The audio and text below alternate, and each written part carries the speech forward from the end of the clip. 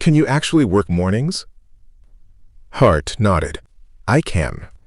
The manager hired him. The next morning, Hart arrived at 6 a.m. He learned how to make coffee, clean tables, take orders, and deal with impatient customers. It was harder than he expected. By 10 a.m., his feet hurt. By noon, his back hurt. And by the end of his shift, he was exhausted. But something surprised him. One of his co-workers, a woman named Emma, asked him, "You okay?" Hart laughed. "Yeah, just tired." She smiled. "Welcome to the real world."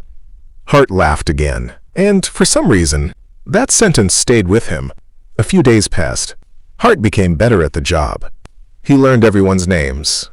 He started arriving early, and he began talking to customers. Nobody knew he was wealthy.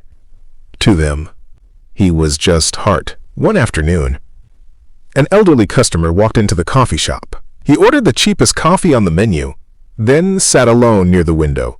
Hart noticed something. The man always counted his money carefully before ordering. One day, the man didn't have enough. He looked embarrassed. Hart quietly paid for his coffee.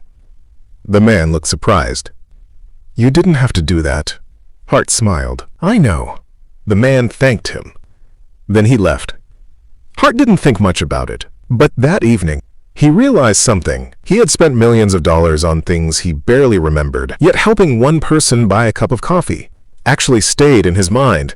But Hart's experiment wasn't perfect. One evening, his old habits caught up with him.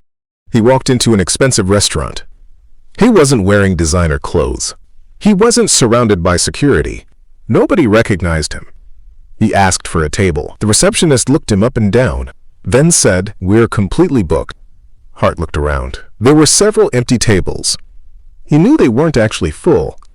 He walked outside, and something about the experience bothered him. Not because he couldn't afford the restaurant. He could buy the entire building, but because, for the first time, he understood what it felt like to be judged by appearance. Halfway through the experiment, Hart had changed. He stopped checking his bank accounts.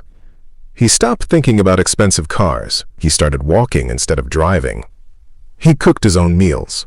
He talked to neighbors. He even started enjoying simple things.